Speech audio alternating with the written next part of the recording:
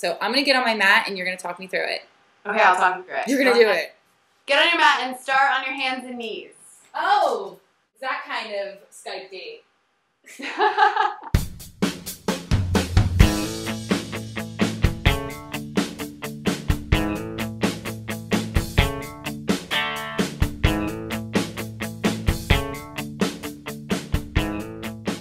Okay, so all right, let's do this. I'm talking to you. You are Yoga Girl Allie on YouTube. That's me, yeah. You're like my new favorite YouTube person. You have no idea. I sweat you. You're one of my favorites, too. You're in Clearwater, Florida. Clearwater, Florida. I see. We can do yoga on the beach in the summer, so that's fun. Yeah, that's rad. I haven't been to a beach in well, I went to a beach and it was dumb in New Jersey, but I haven't been to a real beach since Mexico like 2 years ago, so. I mean, just kidding. The Jersey Shore rocks. Party on. It's raining here today, but we're going to do something really fun today because I wanted to do a collaboration with you, like, desperately. And then I got a request to do yoga for good posture. And you are like the it girl on YouTube for teaching people how to do yoga, and it's not intimidating, and you're not like a weirdo. You're fun and adorable. So you're going to teach me how to improve my posture with yoga today. Okay, cool. It's really easy. I mean, all yoga poses are good for posture, definitely. But there's some really, really basic ones that people overlook and think, oh, that's easy. I'm just standing on my feet, or, oh, I'm just, doing a plank position or something. But if you kind of refine the little muscles and make it all good, you can really start to improve your posture from deep within and carry that with you so you don't even have to think about it anymore. So I'm going to get on my mat and you're going to talk me through it. Okay, I'll talk you through it. You're going to do it. Get on your mat and start on your hands and knees. Oh, it's that kind of Skype date.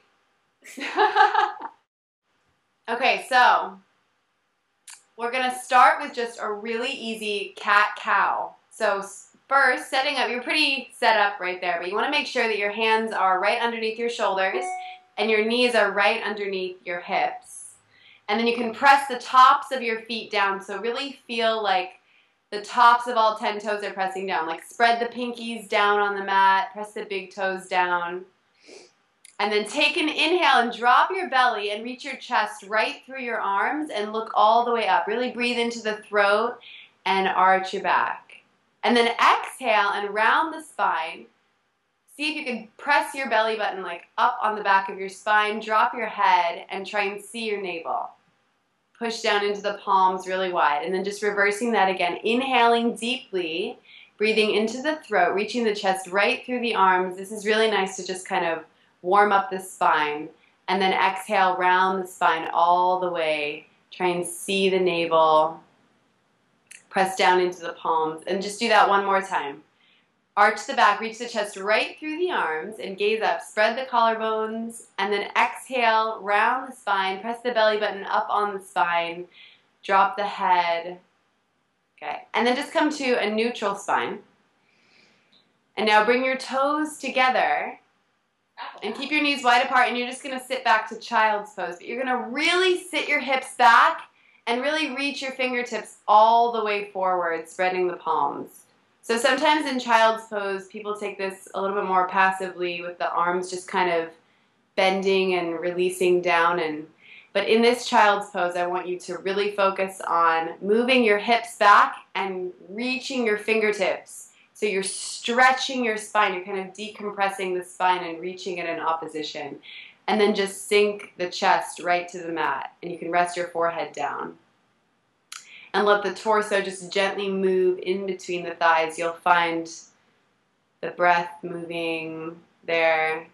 This is my pregnant child's pose. When I was really pregnant, I would spread my legs all the way and have my belly on the floor. Yeah, I like doing child's pose like this all the time with the knees really wide apart because it really lets the chest and the torso sink in between the thighs. So in this pose, you're just really trying to stretch your body out. Good, and then you can just inhale and lift your gaze and come up to hands and knees again. Good, and now finding a neutral spine, we're going to come to plank, but I want you to reach one leg back at a time. So reach your right leg back first. Really press through the ball of your foot and then reach the left leg back. I'm 6 feet tall, so I have to adjust myself. You're 6 feet tall? I'm 5'11". So. Okay, so in this plank, work on reaching your collarbones forward and reaching back through your heels. And now bring your awareness to your low back and try and lengthen your tailbone and pull your belly in and up. So a lot of times people will sit in their low back and let it kind of round, let the belly drop. But you want to lengthen your tailbone and squeeze the belly in and up. And you can hold this for a few breaths. And then go ahead and lift your hips all the way up and come to downward facing dog.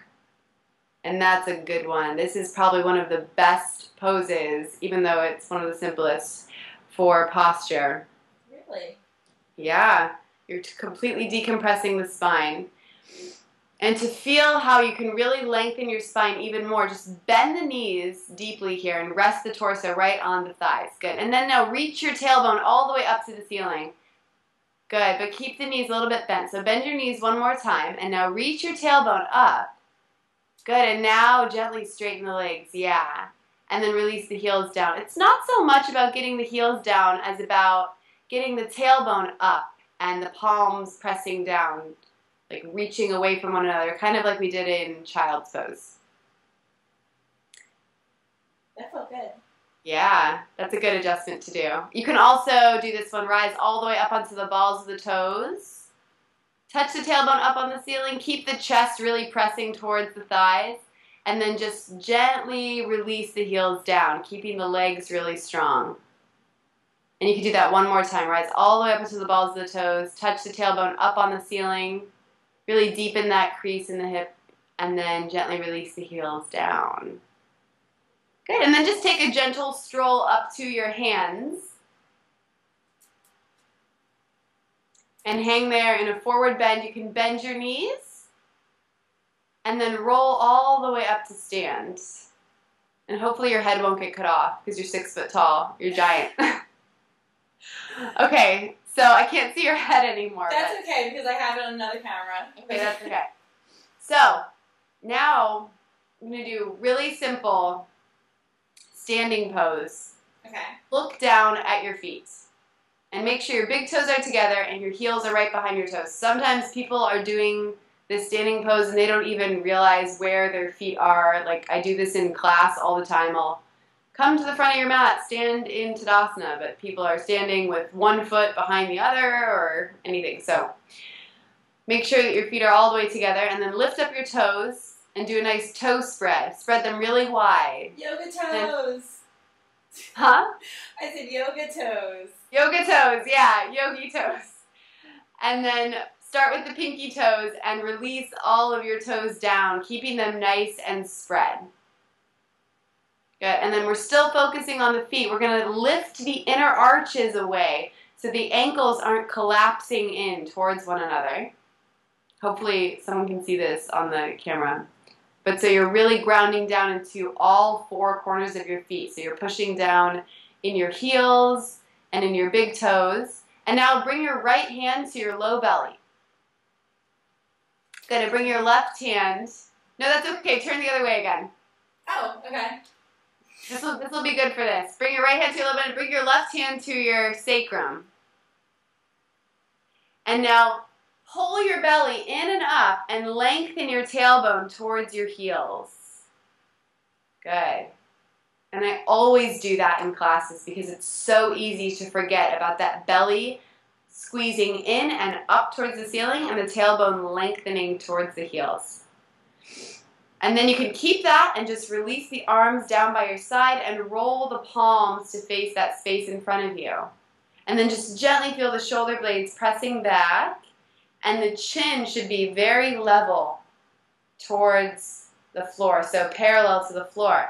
And that's just the simple standing pose, Tadasana, or Samasthiti, standing mountain pose. Or Tadasana. Tadasana! Oh my gosh, I love that. Can I use that in one of my classes? Totally. I didn't make it up, but you can take it. Okay, I'm going to. That's awesome. Okay, so that is one, so many people overlook just standing on their own 2 feet, so that's a really good one to do. And then you should be standing nice and tall in your awesome BEXLIFE shirt. I want one of those shirts, by the way. I'll send you one. What happens when you're watching yoga videos online? They're like, get into down dog, or, you know, stand up and sweep your arms over. But it's the adjustments that really make the pose. It's those little tiny tweaks that make you feel awesome. What's the best place to find you so they can, like, get your whole schedule? Okay. I know, I've been working on that. I need a website, I really do, because... Well, you have a Facebook. I have a Facebook. That's probably the best way to find me and to see my whole schedule and where I teach. I teach all over the place. I'm kind of like one of those drifters. So facebook.com/yogagirlally, and that has my whole schedule, and I'm always sending out updates and hey, I'm teaching this class today, or, you know, I try and keep that pretty updated and working on a website soon. I'm so excited. Thank you so much. Oh, you're so welcome. This is cool. We'll have to do this again when we don't have so many technical, flighty yogi problems.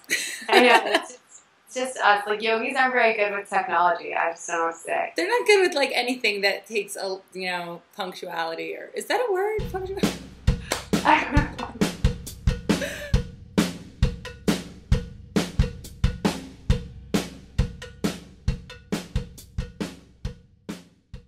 Kind of a ponytail holder on your tiny little yoga arm. Is that? I always do that. I always leave. I don't know. I see it. It's just like the right place. If I put it here, it kind of just slides around. So I always put it. If you notice, like in some of my videos, I always put it right above. I do. If I put it here, it wouldn't slide around. If I put it here, I would stop having blood flow to my hands. This is a really stretched out one. So. All right.